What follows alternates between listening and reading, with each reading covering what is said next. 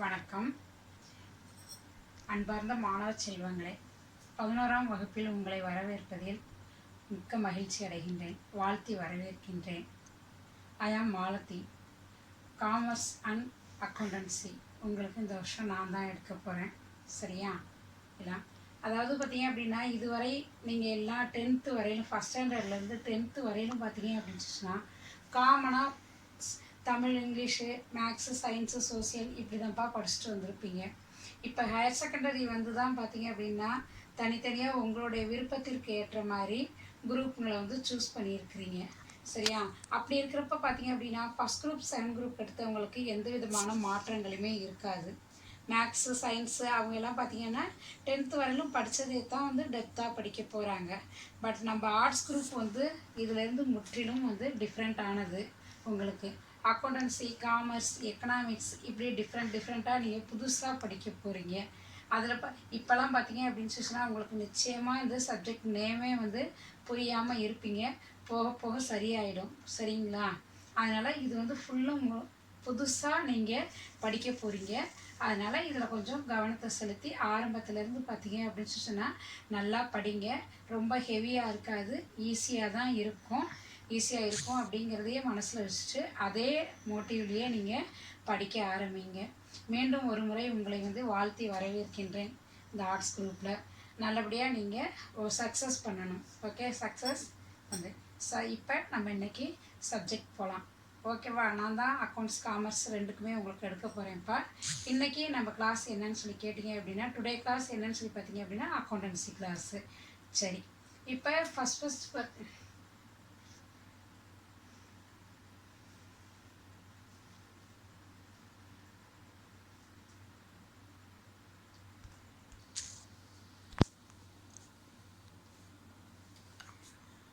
வணக்கம். இன்னைக்கு நாம பார்க்க போகிறது பார்த்தீங்க அப்படின்னா lesson 1, introduction to accountant. Accounting அப்படின்னு சொல்லி சொன்னாலே உங்களுக்கு ஃபஸ்ட்டு என்னங்கிறதே வந்து தெரியாது. நார்மலாக பார்த்தீங்க அப்படின்னா நீங்கள் மேக்ஸ் வந்து 10th வரையிலும் மேக்ஸ் போட்டிருக்கிறீங்க இல்லையா? இதுவும் ஒரு வகையான மேக்ஸ் சப்ஜெக்ட் தான்ப்பா. பட் அந்த மேக்ஸ் வேறு, அப்படியே இது வந்து பிஸ்னஸ் மேக்ஸுப்பா. அது பார்த்தீங்க அப்படின்னா சப்ஜெக்ட் ரீதியாக நீங்கள் அந்த படிச்சிங்க. இந்த மேக்ஸ் வந்து ஃபுல்லாக வந்து பிஸ்னஸில் வந்து கொடுத்தது வாங்கினது இந்த மாதிரி தான் பிஸ்னஸ் ஓரியன்டாக வரத்துக்குரிய தான் அக்கௌண்டன்டிங் அப்படின்னு பேர். இப்போ இந்த அக்கௌண்டன்டிங்க்கு இன்ட்ரடக்ஷன் கொடுக்கலாம் பாருங்கள். இதில் வந்து பார்த்தீங்க அப்படின்னா ஃபஸ்ட் இது உருவான ஹிஸ்ட்ரியை பார்த்தீங்க அப்படின்னு சொன்னால் ஃபஸ்ட்டு ஸ்டேஜ் வந்து என்னன்னு கேட்டிங்க அப்படின்னா பார்டர் சிஸ்டம் அப்படின்னு சொல்லுவாங்க.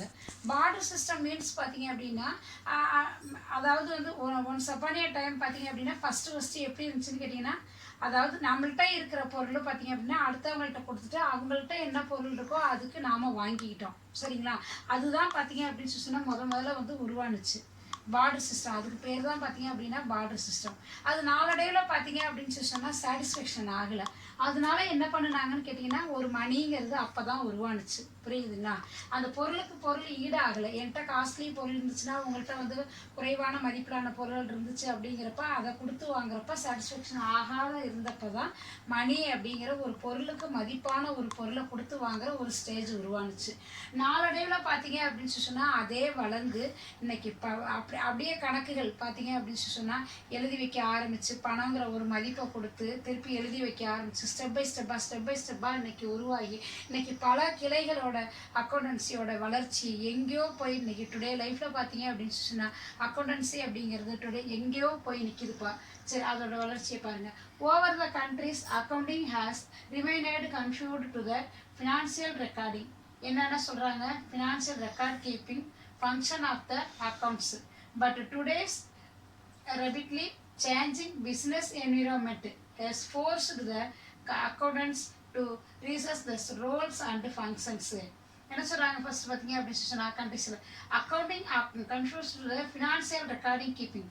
ஃபினான்சியல் சம்மந்தமான, புரியுதுங்களா உங்களுக்கு? ஃபினான்சியல் ஓரியன்டாக ரெக்கார்ட் பண்ணி புக் கீப்பிங் பண்ணுறது அதோட ஃபங்க்ஷன்ஸ் பார்த்தீங்க அப்படின்னா அக்கௌண்டிங் அப்படிங்கிறாங்க. பட் டுடே லைஃப்பில் வந்து அப்படிலாம் கிடையாது.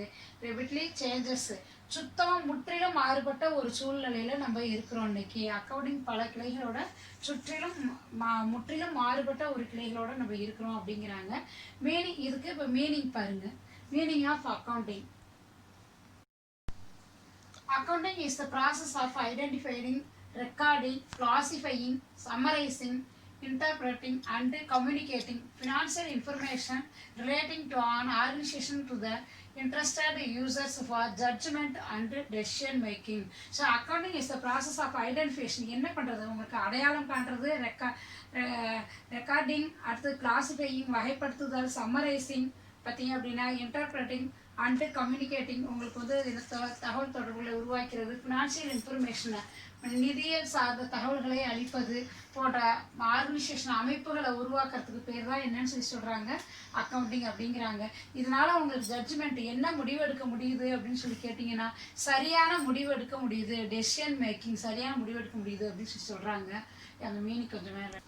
கணக்கியலின் பொருள் தமிழில் பார்த்தீங்க அப்படின்னா கணக்கியல்ங்கிறது ஒரு நிதியியல் தகவல்களை, அதாவது ஃபினான்சியல் ஓரியன்டான தகவல்களை இனம் காணுதல். ஃபஸ்ட்டு வந்து நம்ம ஐடென்டிஃபிகேஷன் பண்ணுறது, நெக்ஸ்ட் மெஷர்மெண்ட்டு, அடுத்தது அளவிடுதல், அதை என்ன பண்ணுறோம் ரெக்கார்ட் பண்ணுறோம், பதிவு செய்தல், கிளாசிஃபையிங் வகைப்படுத்துதல், சுருக்கமுணர்தல், உய்த்துணர்தல் மற்றும் தகவல்களை தெரிவித்தல், சரிங்களா, போன்ற முறையான செயல்பாடுகளை உள்ளடக்கியது தான் அக்கௌண்டன்சி கணக்கியல் அப்படின்னு சொல்லி சொல்கிறாங்கப்பா.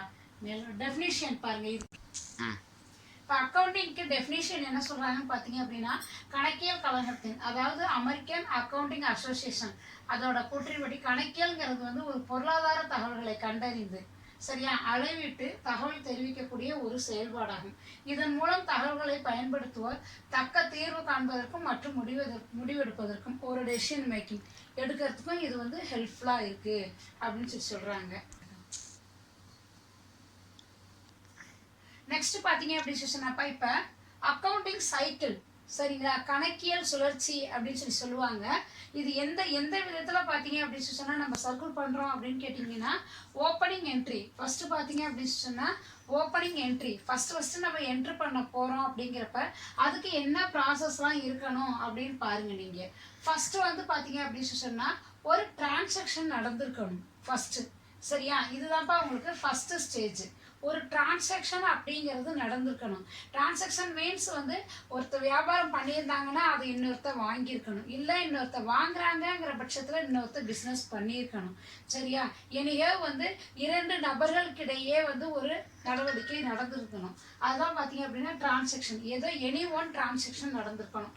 இது ஃபஸ்ட்டு. நெக்ஸ்ட்டு பார்த்தீங்க அப்படின்னு சொன்னால் ஜேர்னலைசிங்ப்பா. ஃபஸ்ட்டில் பார்த்தீங்க அப்படின்னு சொன்னால் குறிப்பேடு அப்படின்னு சொல்லி நம்ம தமிழில் சொல்லுவோம். ஜேர்னலைசிங் எடுத்து நோட்டில் வந்து எடுத்து எழுதுறது. இது பார்த்தீங்க அப்படின்னு சொல்லி சொன்னால் ரெண்டும் பார்த்தீங்க அப்படின்னு சொல்லி சொன்னால் ஒரே இதில் இருக்கும், சரியா. இப்போ அதாவது வந்து டெபிட் அண்டு கிரெடிட், பற்று வரவு ரெண்டுமே பார்த்தீங்க அப்படின்னு சொல்லி சொன்னால் ஒரே நோட்டில் எழுதுறது. சிங்கிள் என்ட்ரி சிஸ்டம் அப்படின்னு சொல்லி சொல்லுவாங்க இது, சரிங்களா. ஒரே நோட்டில் நம்ம வந்து சின்ன சின்ன நிறுவனங்களுக்கு இது மாதிரி எழுதுனா போதுமானது. பட் பெரிய நிறுவனங்கள் நிறைய கணக்குகள் இருக்கும் அப்படிங்கிற பட்சத்தில் இது வந்து நமக்கு சரி வராது, சரிங்களா. ஓப்பனிங் என்ட்ரி சிஸ்டம் அப்படின்னு சொல்லுவாங்க. நெக்ஸ்ட் பார்த்தீங்க அப்படின்னு சொன்னால் போஸ்டிங் அண்டு பேலன்சிங். அப்போ இதை நம்ம என்ன பண்ணுறோம், இந்த ஜேர்னலைஸ் பண்ணதை எடுத்து போஸ்ட் பண்ணுறோம். எப்படி எல்லா கணக்குகளும் சமமாக பிரித்து, சரியா, சமமாக பிரித்து ஒவ்வொரு வகையான கணக்குகளையும் வகைப்படுத்தி அதை நம்ம என்ன பண்ணணும் லெட்ஜர் பண்ணுறோம், சரிங்களா. லெட்ஜர் பண்ணி அதை பேலன்சிங் பண்ணணும். ஓகே, பேலன்சிங் பண்ணணும். பேலன்ஸ் மீன்ஸ் அதாவது டெபிட் அதிகம் இருக்கா, கிரெடிட் அதிகம் இருக்கா, அப்போ அதில் ப்ராஃபிட்டில் இருக்கா, லாஸில் இருக்கா அப்படிங்கிறத நம்ம கண்டறியறதுக்கு பேர் தான் பேலன்சிங் அப்படின்னு சொல்லுவோம். அப்போ நம்ம எப்படி தெரியும், நம்ம எப்படி பேலன்ஸ் பண்ண முடியும்னு கேட்டிங்கன்னா லெட்ஜர் போட்டிங்கன்னா தான் பேலன்ஸ் பண்ண முடியும். ஓகேவா. நெக்ஸ்ட் பாருங்க, preparing trial balance. Trial balance means ரெண்டு சைடும் பார்த்தீங்க அப்படின்னு சொன்னால் டேலி ஆகணும்ப்பா உங்களுக்கு, சரியா. டெபிட் சைடும் கிரெடிட் சைடும் உங்களுக்கு என்ன ஆகணும்னு பார்த்தீங்க அப்படின்னு சொன்னால் டேலி ஆகணும் ட்ரையல் பேலன்ஸ், சரியா.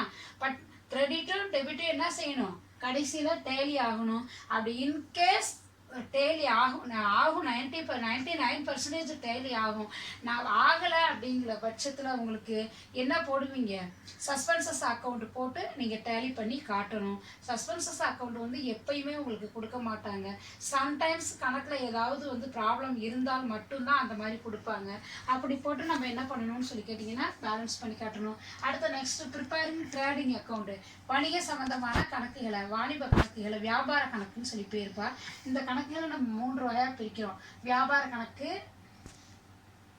Next profit and loss account, preparing balance sheet. இது மூணுமே பார்த்தீங்க அப்படின்னு சொன்னால் ஒரே வகையான சம்பா. ஃபர்ஸ்ட் வந்து ட்ரேடிங் அக்கௌண்ட் போடுறீங்க. இந்த ட்ரேடிங் அக்கௌண்ட்ல என்ன பண்றீங்கன்னு கேட்டீங்கன்னா, இதுல கிடைக்கிற ஆன்சரை வச்சு தான் நீங்க ப்ராஃபிட் அண்ட் லாஸ் கணக்கு கொண்டுட்டு போகணும். சரியா?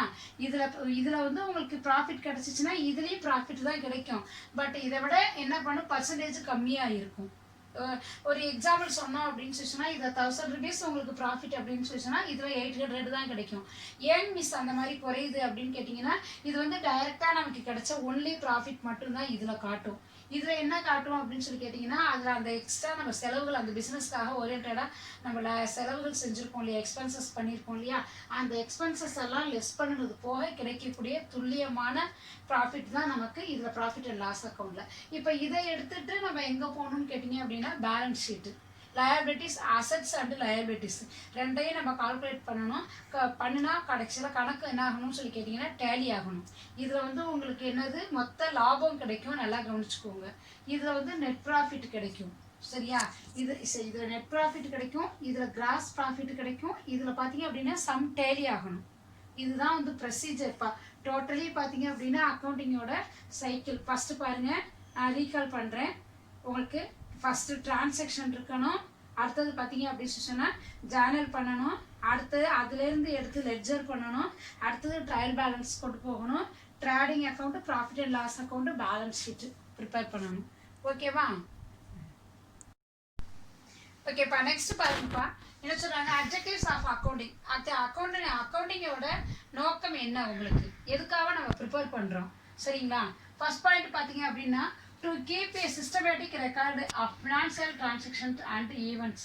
Systematical record இது வந்து ஒரு ப்ராப்டாக பார்த்தீங்க அப்படின்னு சொன்னால் ஹேண்டில் பண்ணுறதுக்கு நமக்கு யூஸ் ஆகுது. நெக்ஸ்ட் பார்த்தீங்கன்னா, to ascertain the profit or loss business enterprises. இதில் பார்த்தீங்க அப்படின்னு சொன்னால் நமக்கு ப்ராஃபிட்டா லாஸா, கண்டிப்பாக ஒரு பிஸ்னஸை நம்ம பண்ணுறோம் அப்படின்னு சொன்னால் ரெண்டே தான் கிடைக்கும். டிசிஷன் வந்து ரெண்டே தான். ஒன்று பார்த்தீங்க அப்படின்னா ப்ராஃபிட் கிடைக்கணும், இல்லை அப்படின்னா லாஸ் கிடைக்கணும். சரியா?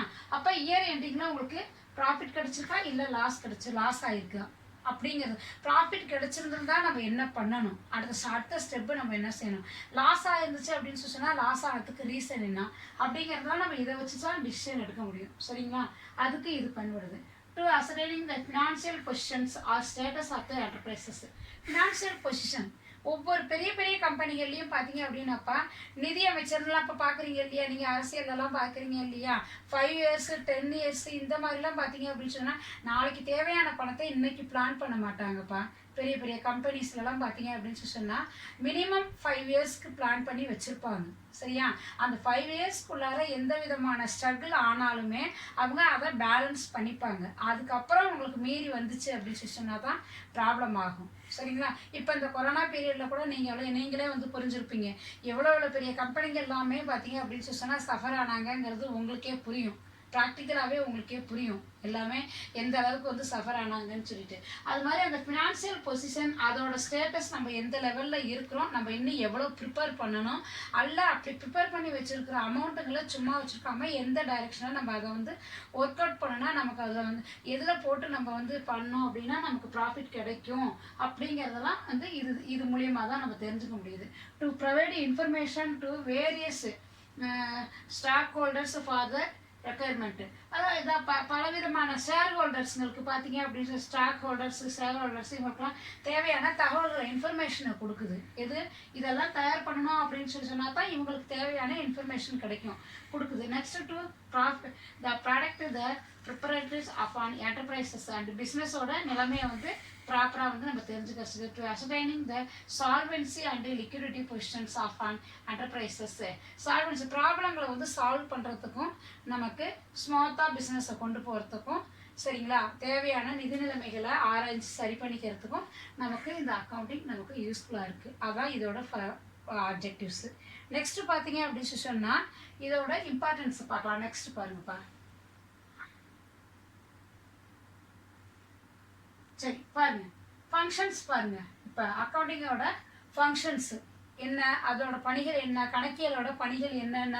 ஃபஸ்ட்டு பார்த்தீங்க அப்படின்னு சொன்னால் மெஷர்மெண்ட்டு.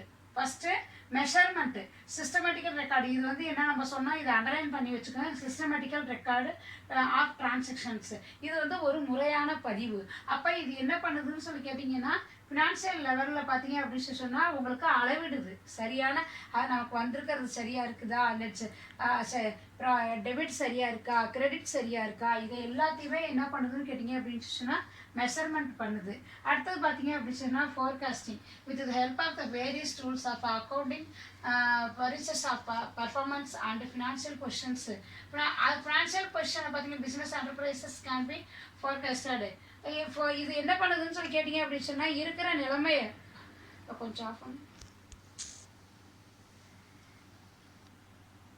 இருக்கிற நிலவை பார்த்தீங்க அப்படின்னு சொன்னால் பலவிதமான பொசிஷன்களையும் பார்த்தீங்க அப்படின்னா ஆராய்ந்து பார்க்கறதுக்கு. சரிங்களா, ஆராய்ந்து பார்க்கும்.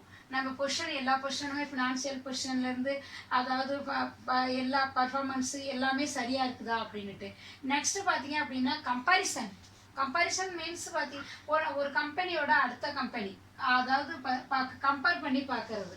சரியா, நம்ம ஒன்றோட ஒன்று நம்ம கம்பேர் பண்ணி பார்த்து இது எவ்வளோ லெவலில் இருக்குது, அது எவ்வளோ லெவலில் இருக்குது, அது இந்த லெவலில் இருக்கிறதுக்கு என்ன ரீசன், அப்போ நம்ம என்ன பண்ணணும் அப்படிங்கிறதெல்லாம் பார்த்தீங்க அப்படின்னு சொன்னால் கம்பேரிசன் பண்ணி பார்க்கறது மூலியமாக தான் நம்ம வேரியஸ் ஆப்ரேஷன்ஸ் பலவிதமான நமக்கு நடவடிக்கைகளை செயல்பாடுகள் மூலியமாக தெரிஞ்சுக்க முடியுது. நெக்ஸ்ட்டு வந்து டெசிஷன் மேக்கிங். இதெல்லாம் வச்சு ஒரு முடிவுக்கு கன்க்ளூஷனுக்கு வருவோம்ப்பா.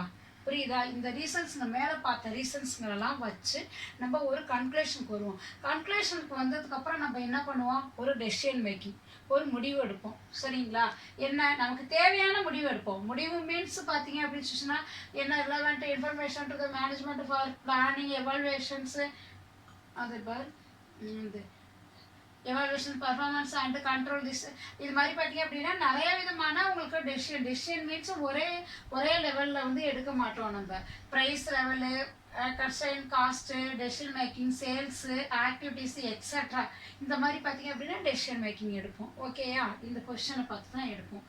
அடுத்த பாயிண்ட் பாருங்கள், இந்த 2 பாயிண்ட்டு இன்னும் மேலே. கண்ட்ரோல், நம்மளால என்ன பண்ண முடியுது, கண்ட்ரோல் பண்ண முடியுது. சரியா, இல்லை அப்படி நம்ம கணக்குகளை பார்க்குறப்ப தான்ப்பா வந்து நம்ம கிரெடிட் எவ்வளோ போயிருக்கு, டெபிட் எவ்வளோ வந்திருக்கு, இதெல்லாம் வந்து நம்மளால முடிவு பண்ண முடியும். சரியா, நம்ம கண்ட்ரோல் அப்போ தான் சரி, அப்போ நம்ம என்ன பண்ண முடியும் கேட்டிங்க அப்படின்னா நம்ம ஃபினான்ஷியலை வந்து கண்ட்ரோல் பண்ண முடியும். இந்த லெவலெல்லாம் பார்த்தா தான் அப்படி கண்ட்ரோல் பண்ண முடியலன்னு வச்சுக்கோங்களேன், அந்த பிஸ்னஸை நம்ம வந்து இந்த கணக்குகளெல்லாம் நம்ம எழுதி வைக்காமல் சும்மா கொடுத்துட்டு இருந்தோம்னு வச்சுக்கோங்களேன், இருக்கிற வரையிலும் என்ன பண்ணுவோம், நம்ம கொடுப்போம். ஃபினான்ஷியல் தீர்ந்துருச்சு அப்படிங்கிற பட்சத்தில் நமக்கு அது எங்கே போய் முடிஞ்சிருக்குதுன்னே நமக்கு தெரியாது. ஸோ நம்மளை வந்து கண்ட்ரோல் பண்ணுறது எதுன்னு சொல்லி கேட்டிங்க அப்படின்னு சொன்னால் இந்த அக்கௌண்டிங் தப்பாக கண்ட்ரோல் பண்ணுது. சரியா, இப்போ மறுபடியும் அதை பாருங்கள் என்னென்ன உங்களுக்கு ஃபஸ்ட்டு இருந்து எடுங்க. ஃபோர்காஸ்டிங், கம்பேரிசன், டெசிஷன் மேக்கிங், அடுத்தது லாஸ்ட் ஒன் பார்த்தீங்க அப்படின்னு சொன்னால் கண்ட்ரோல். சரியா, இதெல்லாம் அக்கௌண்டிங்கோட ஃபங்க்ஷன்ஸு தியரியில் கேட்பாங்க.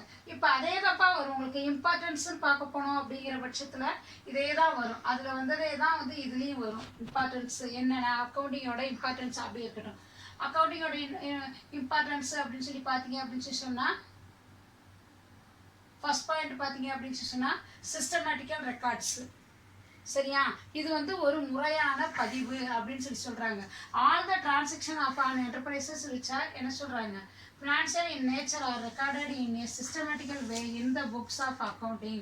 இதில் வந்து என்னது, the recorded are classified under common head and summarizing are prepared. So இது வந்து என்ன, முறையான தலைப்புகளோட தனித்தனி ஏடுகளை முறையாக பதிவு பண்ணுறாங்க. ப்ரிப்பரேஷன் ஆஃப் ஃபினான்ஷியல் ஸ்டேட்மெண்ட்டு தனியாக அடுத்தது என்ன பண்ணுறாங்கன்னு கேட்டிங்கன்னா ஃபினான்ஷியல் ஸ்டேட்மெண்ட்டு நிதிநிலை அறிக்கைகளை முறையாக தயார் பண்ணுறாங்க. Result of business operation and the financial positions of the sudden concern can be ascertained from accounting periodically that the preparation of financial statement, namely income statement or trading and profit and loss account and balance sheet. இதை நான் உங்களுக்கு எங்கே சொன்னேன், introduction அந்த சைக்கிள்லேயே சொன்னேன்னா, business சைக்கிள்லேயே சொன்னேன்னா நான் அப்போதைக்கு என்னென்னா உங்களுக்கு, அதாவது வந்து ஃபஸ்ட்டு ட்ரேடிங் அக்கௌண்ட்டு, அது வந்து ப்ராஃபிட் அண்ட் லாஸ் அக்கௌண்ட்டு, அடுத்தது பேலன்ஸ் ஷீட்டு. இது மாதிரி நம்ம ப்ராம்ப்டாக பண்ண முடியும்னு சொல்லி சொன்னேன். நெக்ஸ்ட் பாருங்க நான் அடுத்தது அசஸ்மெண்ட் ஆஃப் ப்ராக்ரஸ். இதில் பார்த்தீங்கன்னா அனலைசஸ், அசஸ்மெண்ட் ஆஃப் ப்ராக்ரஸ் அப்படின்னா analysis and interpretation of financial data can be don't to assess the progress made in a different area and the identifying the area of weaknesses. Management is provided with a complete pictures of the liquidity and the profitability and solvency of the business. இதை பார்த்தீங்கன்னா ascertainment of progress வச்சுறாங்க. Next பார்த்தீங்கன்னா eight to decision making. ஏற்கனவே நம்ம சொன்னோம், இதெல்லாம் வச்சு தான் நம்ம என்ன பண்ணுறோம், ஒரு டெசிஷன் மேக்கிங்க்கு நம்ம வர்றோம். இந்த டேட்டாங்களை வச்சு தான் நம்ம என்ன பண்ணுறோம், மேலே கட்ட டேட்டாங்களை வச்சு தான் ஒரு டெசிஷன் மேக்கிங்க்கு வர்றோம். நெக்ஸ்ட் லாஸ்ட் இங்கே பாருங்கள், அடுத்த சாட்டிஸ்ஃபையிங் இந்த லீகல் ரெக்யர்மெண்ட்டு. அது சட்டப்பூர்வமாக, சரிங்களா, சட்டப்பூர்வமான ஒரு கணக்குகளை நம்ம தயார் பண்ணுறதுனால ஒரு சாட்டிஸ்ஃபேக்ஷன் கிடைக்குது நமக்கு, சரிங்களா. எக்ஸ்ட்ரா எதுவுமே போகலை, நமக்கு வந்து கவர்மெண்ட்டை ஏமாத்தலை, நம்ம எல்லாமே ப்ராண்டாக கணக்குகளை வச்சுருக்குறோம் அப்படிங்கிற ஒரு சாட்டிஸ்ஃபேக்ஷன் நமக்கு கிடைக்கிது. நெக்ஸ்ட் அடுத்தது information to interested groups. Accounting supplies appropriate information of different interested group like owners, management, creditors, employees, financial institutions, tax authorities and the government. இவங்களுக்குலாம் பார்த்தீங்க அப்படின்னா தேவையான தகவல்களை, சரியா, யாராருக்கு இங்கே சொன்னோம் இல்லையா, நம்ம owners, management, creditors, employees, financial institutions, tax authorities and the government, இவங்களுக்குலாம் பார்த்தீங்க அப்படின்னா தேவையான இன்ஃபர்மேஷன்களை உங்களுக்கு இந்த அக்கௌண்டன்டிங் கொடுக்குது. பார்த்தாலே நமக்கு அதை தெரிஞ்சுக்குவாங்க, சரிங்களா. அந்த தகவலை கொடுக்குது. லீகல் எவிடென்சி. இப்போ அந்த இதெல்லாம் நீங்கள் சினிமாவிலலாம் நிறைய பார்த்துருப்பீங்க, சரியா. அங்கேருந்து ஒரு எதிரியோட கம்பெனிக்கு அங்கேருந்து என்ன பண்ண போவாங்க, ரைடு போவாங்க, கிடுகிடுன்னு ரைடு போவாங்க. போய் என்ன பண்ணுவாங்க, கேஷை திறந்து பார்க்க மாட்டாங்க கண்ணு, சரியா. அங்கேருந்து அவங்க வச்சிருக்கிற ரெக்கார்ட்ஸ் நோட்டை தான் எடுத்து பார்ப்பாங்க, சரியா. பெரிய பெரிய கம்பெனிகள்லையோ அந்த அன்லீகலாக செய்கிறவங்களாம் பார்த்தீங்க அப்படின்னு சொல்லி சொன்னால் முறைப்படி ஃபஸ்ட்டு வந்து செக்கிங் வர்றாங்க அப்படின்னு சொல்லி சொன்னாலே எதை வந்து மறைப்பாங்க அப்படின்னு கேட்டிங்கன்னா அவங்களோட ரெக்கார்ட்ஸுங்களை தான் ஃபஸ்ட்டு மறைப்பாங்க, புரியுது அவங்களுக்கு. ஃபினான்ஸியெல்லாம் மறைக்க மாட்டாங்க, ரெக்கார்ட்ஸை தான் வந்து மறைப்பாங்க. ஏன்னு கேட்டிங்கன்னா அதுதான் அவங்களுக்கு எவிடன்ஸே வந்து. அதனால பார்த்தீங்க அப்படின்னா லீகல் எவிடன்ஸ் இது ப்ராண்டாக நம்ம அக்கௌண்டன்ஸை மெயின்டைன் பண்ணிக்கிட்டு இருக்கிறோம் அப்படிங்கிற பட்சத்தில் அந்த ரெக்கார்டை பார்த்தாங்க அப்படின்னு சொன்னால் நம்ம பயப்பட தேவையில்லை. அப்போ ப்ராண்டான லீகல் எவிடன்ஸியாக நமக்கு அக்கௌண்டன்சி இருக்குது அப்படின்னு சொல்கிறாங்க. சரிப்பா, ஓகே, அன்றைக்கி ஃபஸ்ட் கிளாஸு இது வரையிலும் போதும், சரியா. நெக்ஸ்ட் கிளாஸில் நம்ம இதை பற்றி இன்னும் டீப்பாக பார்க்கலாம். நான் ஆஃப்டர்நூன் பார்த்தீங்க அப்படின்னா நான் உங்களுக்கு கொஸ்டின் கொடுக்குறேன். இது வந்து நீங்கள் என்ன பண்ணுறீங்கன்னு சொல்லி கேட்டிங்க அப்படின்னு சொன்னால் ஓரளவுக்கு இன்றைக்கி டெஸ்ட்டு எழுதி ஃபஸ்ட்டு நல்ல பேர் வாங்க. First impression is the best impression அப்படிம்பாங்க. இதில் நீங்கள் யாரெல்லாம் இன்றைக்கி நல்ல பேர் வாங்குறீங்க அப்படிங்கிறத ஈவினிங் டெஸ்ட்டில் தான் நான் உங்கள்கிட்ட பார்க்க போகிறேன், சரியா. மிஸ்ஸு மெரிட்டில் உங்களை பாசத்தோடு கேட்டுக்கிறேன் நான். இதுலேருந்து பார்த்தீங்க அப்படின்னா எல்லா நோட்ஸும் நான் போட்டிருக்கிறேன். இதுலேருந்து நீங்கள் படித்து கொஞ்சமாக இன்றைக்கி ஃபஸ்ட்டு டெஸ்ட்டு ஒரு 10 மார்க்ஸுக்கு மட்டும் எழுதுங்க, ஓகேவா. All the best. Bye students.